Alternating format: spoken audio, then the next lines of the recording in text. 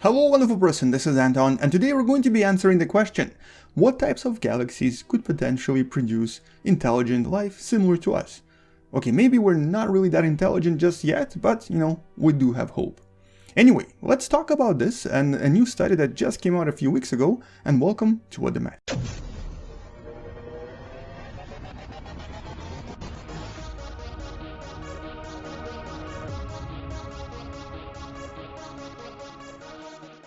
So my first experience in astronomy research was actually related to the field known as astrobiology. But back then we didn't really talk about galaxies, we didn't even really talk about exoplanets because we haven't really found that many. We've mostly talked about various signs coming from our own solar system, specifically related to life on Mars. And most of my research time was spent digging through rocks, looking inside those rocks, and trying to discover if these unusual signs that we've found inside them were formed by life or by something completely natural that was not related to life. And just a spoiler, we didn't find life. We didn't find any signs of life, but we did find something that resembled life, but was produced naturally by chemical reactions in space. But I didn't really end up in the research field and instead pursued my career in education. But eventually I came back to my roots and started unofficially studying astrobiology yet again. Which is why when I discovered this new paper I got really excited. So this new paper that you can find in the description below talks about the idea of galactic habitability. In other words, studying various galaxies for their ability to not just maintain life, but to potentially create a long-term life for billions of years. And all of this, of course, relates to the so-called rare Earth hypothesis, or in a sense to Fermi paradox. In other words, why is it that Earth is so unique, and why is it that we're having trouble discovering life outside of our planet? Why is it that we're not seeing aliens and some kind of at least microscopic alien life everywhere? So all of this relates to this field of astrobiology, and this particular paper kind of takes it to the next step by identifying types of various galaxies that could potentially create life. Now, first of all, a few years ago, some scientists proposed the idea of having what's known as a galactic habitable zone. In other words, they believe that only certain parts of the galaxy, and specifically the parts of the galaxy that are not too active, that don't have too many supernovae, and also that have what's known as population 1 stars, or basically the younger stars, can create life. And it sort of relates to two major things, two major concepts. The first concept is stability, because obviously if we find ourselves in the part of the galaxy that is not really stable, that has a lot of the supernova that you see right there in the back, it's very likely that no life can potentially survive for longer than a few million years, and thus will not really be able to advance and become intelligent and possibly become complex enough to explore the rest of the galaxy. So stability is really important, and the parts of our own galaxy where we are right now are stable. There's pretty much nothing going on here. The supernovae are really rare, and for these reasons the life here on our planet was able to evolve and survive for billions of years, even though we had some occasional what's known as extinction events.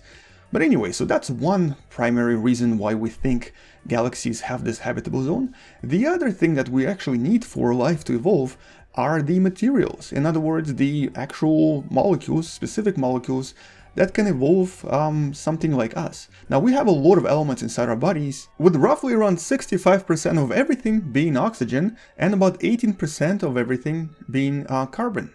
Those two elements are what we refer to as non-metals.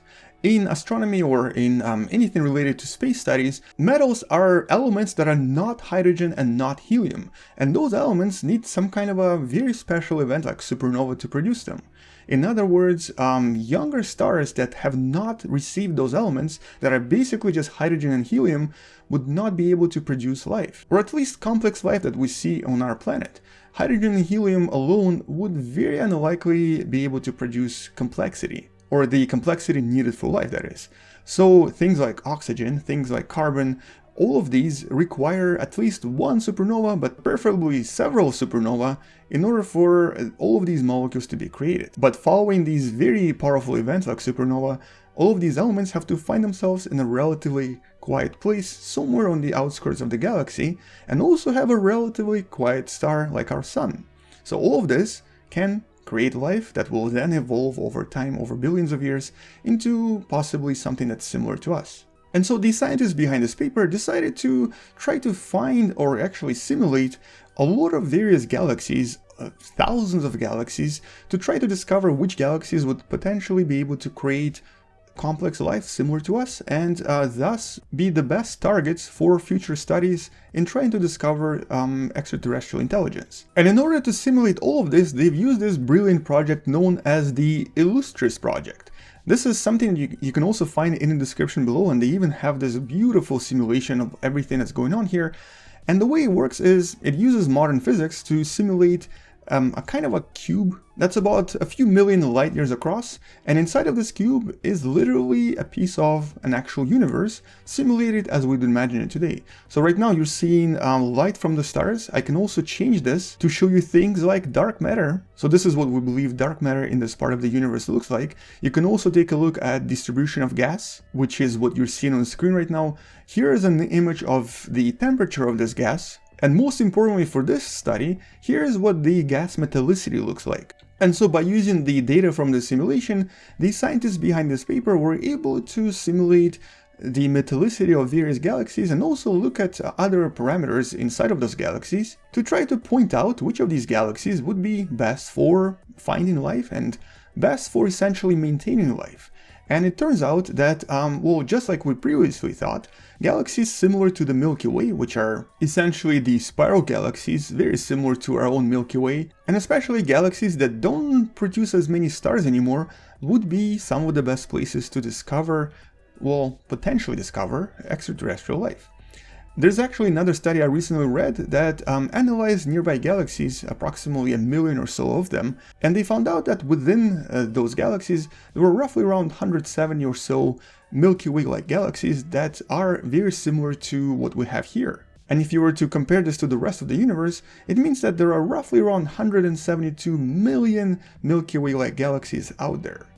But what about other types of galaxies? Well, in this study they discovered that these are actually not the best galaxies for extraterrestrial life. These are not the most stable and also not the most likely to have life similar to us. And it seems that instead it's the dwarf galaxies very similar to the nearby Large Magellanic Cloud that I'm currently trying to find in the night skies that are the best sources of potential extraterrestrial life. Now, one of the main reasons why the scientists behind this paper believe that these dwarf galaxies are actually very, very likely to have similar conditions to what we have here in our own solar system is that, first of all, a lot of these galaxies are more or less quiet. They don't produce as many stars, they don't have as many supernova, and they do have a lot more regions of their entire galaxy that are basically friendly to developing life. But on the other hand, they also are very high in metallicity compared to other galaxies. In other words, there are a lot more stars here that have elements that are not hydrogen and helium, and many of these stars have a potential to create complex extraterrestrial life. But when it comes to metallicity, these scientists also mention that you have to be really careful because high metallicity does not necessarily mean that life is guaranteed. As a matter of fact, they point out that certain objects we've discovered in our own galaxy have high metallicity, but also have a chance to develop these really massive Jupiter or Jupiter-like objects that, as they travel across their star systems, might potentially end up destroying the other planets, like objects that would maybe become planet Earth.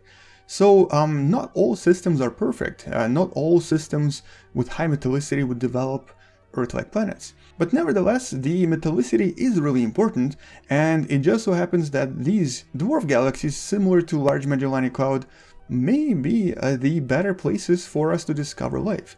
They point out a few other galaxies nearby, like for example, Andromeda has a very similar satellite around it known as M32 or Messier 32. Here's what this galaxy looks like, and they believe that it's quite possible that this galaxy also has a higher chance of having extraterrestrial life. Here is another one called Fornax, a spherical dwarf galaxy. This is actually very close to the Milky Way, and all of these have very high metallicity, or higher than usual metallicity, very low activity, and thus produce objects very similar to Earth with complex molecules on the surface, and kickstart some sort of a life event. And so in the end, what all of this means is that not obviously all galaxies are perfect places for us to look for life, but there are certain galaxies that we should maybe focus on in our attempt to discover extraterrestrial intelligence.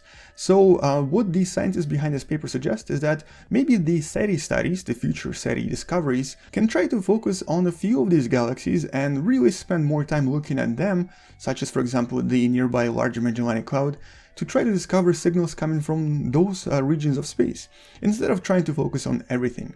Because maybe they're correct, maybe not all galaxies can maintain life for longer than a few million years. And so, for example, the very famous M87 galaxy, where we were able to take a picture of a black hole in the middle, is not really a particularly good home for life, mostly because of the extreme power produced by the black hole and the so-called active galactic nuclei. Here, the energy produced by the central region in the galaxy is so ridiculously high that it would very likely not give any kind of life a chance to stay stable for billions of years, like here in the Milky Way, in the region where we are. So galaxies like M87 is sort of out. We really maybe shouldn't focus on this galaxy at all, because chances of discovering something complex here are currently pretty low. And so instead focusing on these dwarf galaxies might be a better strategy.